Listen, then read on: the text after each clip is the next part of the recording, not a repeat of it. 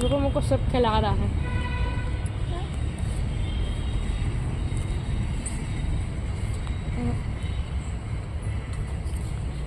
देखो बेचारा से तोड़ते नहीं बनना ना, अपने मुंह से तोड़ेगा और आधा खा के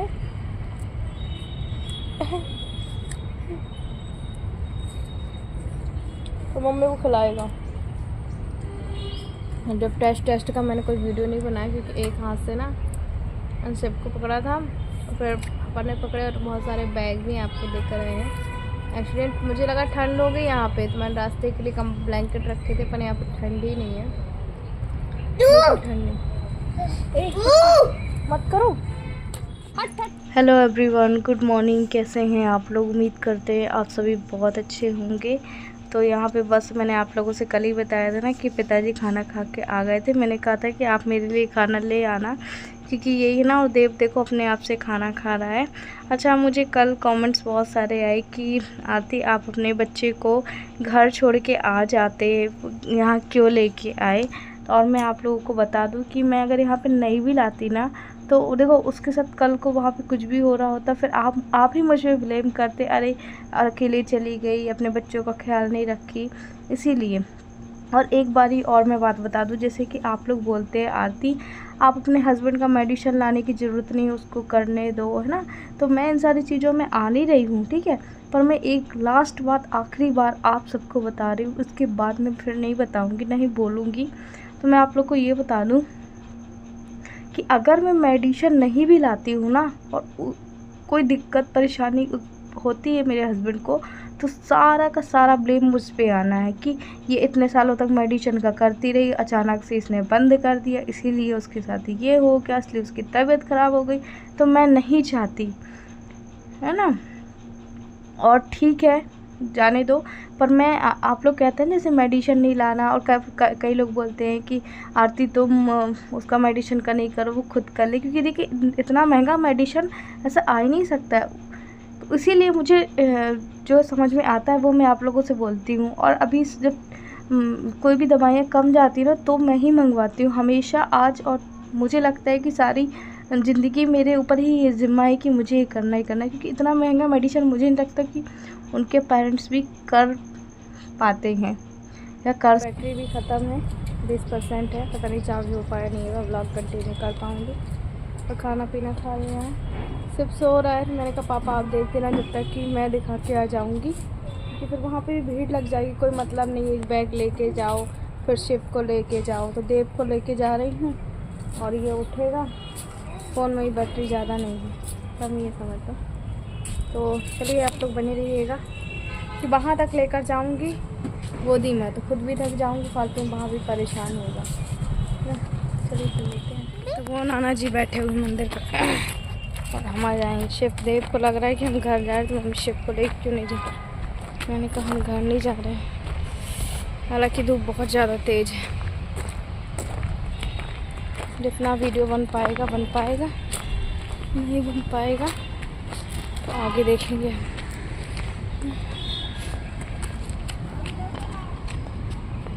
सो रहा है वो, आ जाओ तो बैठ जाओ,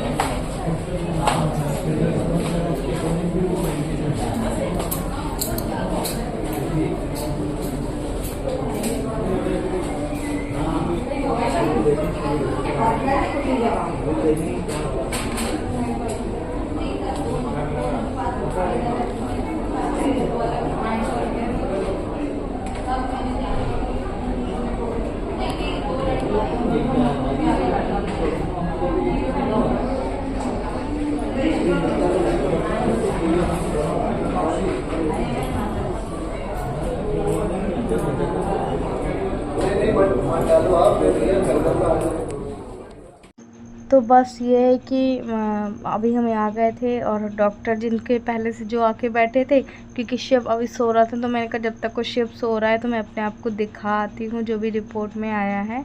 तो ऐसा मेरा जो क्रिएटिनिन है वो तो ठीक आया है और बाकी किसी का चेकअप नहीं हुआ था, बाकी 1-2 चीज़ें चेकअप हुई थी, होगा तो मैं आप लोग को व्लॉग में बताऊंगी, अभी नहीं तो घर जाके बताऊंगी।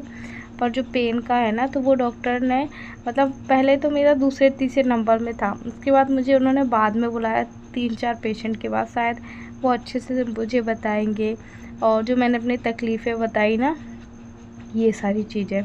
तो यहाँ पे अभी ना शिव सो रहा था, पापा के पास मेरे मोबाइल भी नहीं था, उसकी भी चिंता मुझे लग रही थी कि कहीं वो उठ ना गया हो। फिर बाद में मुझे ये लगा कि चलो ठीक है यार, अगर उठ भी गया होगा तो पापा संभाल लेंगे, क्योंकि यहाँ पे लेके आती फालतू में परेशान होती और ऊपर से खुद को भी नहीं दिखा पाती। तो ये है कि आप लोग बोल रहे थे कि देव को नहीं लाना था आपको, उसके पापा थे, छोड़ के आ जाते आप, पर मुझे नहीं लगा ठीक, इसलिए मैं नहीं छोड़ के आई। और बात फालतू में बातें इतनी, देखो अगर मैं यहाँ कहीं जा रही होती तो मैं चलो छोड़ भी देती, मैं उतनी दूर जा रही हूँ उसको छोड़ के। आप सोचिए अगर उसकी कुछ भी तबीयत ख़राब होती तो क्या होता, और उसके हाथ में तो अभी जला हुआ है ना, तो जला हुआ अभी इसका ठीक है, पर इतने अच्छे ठीक नहीं है। मैंने डॉक्टर को दिखा दिया है, उन्होंने थोड़ा सा मतलब बताया तो है, प्रॉब्लम तो बताया है मुझे, शायद अभी ना सोनोग्राफी के लिए मुझे बोली है।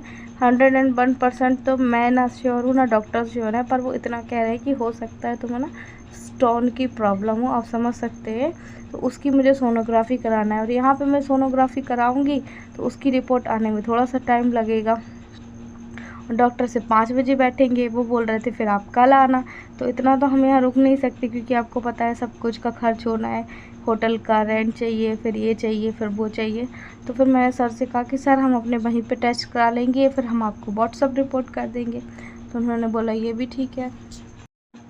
तो अभी देखिए ये इन लोग बढ़िया जो है कि शिव सो ही रहा था और पापा मेरे बैठे हुए थे। यहाँ पे पास में ही शंकर जी का मंदिर है, तो बस आज रात को हम निकल जाएंगे। उन्होंने डॉक्टर ने बोला कि ठीक है फालतू परेशान ना हो, क्योंकि यहाँ पे भी हॉस्पिटल में भी तुम सोनोग्राफी कराओगी तो और भी ज़्यादा महंगा चार्ज होगा। तो एक काम करना, आप अपने वहीं पे कराना। और एक बार मैं आप लोग को बता दूँ, कोई भी अगर हॉस्पिटल जाता है ना तो वो बहुत ज़्यादा उसका जो है खर्च बढ़ जाता है। मैं करीब आधा घंटा लेटने की कोशिश की पर नींद नहीं आई, कहाँ ऐसी जगह नींद आएगी, है ना। और एक तो टेंशन वाली बात है कि क्योंकि यहाँ पे बोला मुझे कि आपको रुकना पड़ेगा, आपका यहाँ पे पता नहीं किस चीज़ का ऑपरेशन बोला है, तो मैं यहाँ पे कहाँ अफोर्ड कर पाऊँगी, है, तो यहाँ पे नहीं आऊँगी। और बोला है कि ठीक है अपने वहीं पे ट्रीटमेंट कराना, लिख के दिया है। तो ये सारी चीज़ें दिमाग में घुस रही है ना, इस वजह से थोड़ा सा टेंशन है।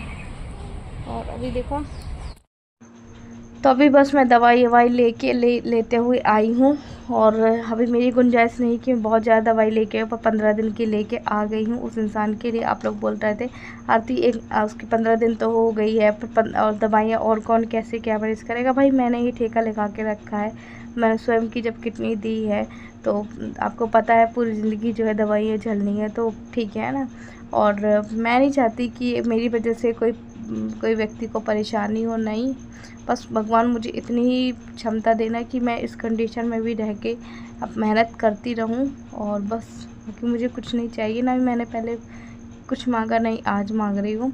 और थोड़ा सा मुझे टेंशन भी हो रहा था कि एकदम से डॉक्टर ने ऐसा बोला ना, मतलब सोचने की थोड़ा सा टाइम भी नहीं दिया, एकदम से उन्होंने ऐसा बोला, क्योंकि कई केसों में उन्होंने बोला कि ऐसा होता है और तुमने तो अपना ख्याल भी नहीं रखा होगा कि तुम पानी भी कम पीती होगी, क्योंकि नॉर्मल जो इंसान है ना उसको 2 से 3 लीटर पानी पीना चाहिए, और मुझे करीब 3 से 4 लीटर, और जिसका ट्रांसप्लांट होता है उसको 5 से 6 लीटर। मुझे नहीं लगता, मैं स्वयं कह रही हूँ कि मैं इतना पानी पी पाती हूँ, कि हाँ आधा 1 लीटर पी लिया तो पी लिया, पर 2-3 लीटर कहाँ पिया जाता है। तो अभी ना मेरी आंखें गड़ी रही थी, क्योंकि सोए नहीं थे, एकदम से ऐसी पलके से झपक रही थी मेरी। पर अभी ये है ना कि शाम को देखते हैं, ट्रेन का तो नहीं कह सकते, बस स्लीपर का देखेंगे।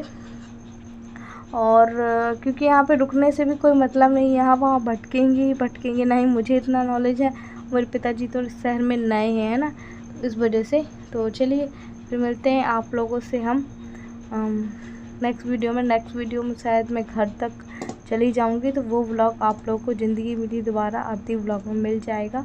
तो जाइए उस चैनल को भी सपोर्ट कीजिए, इस चैनल को भी सपोर्ट कीजिए। Bye bye.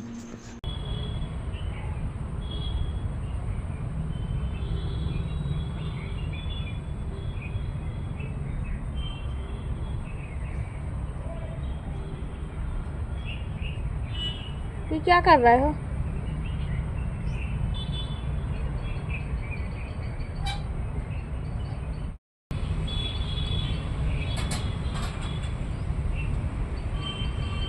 कोई चिल्लाएगा देवू, मत करो परेशान।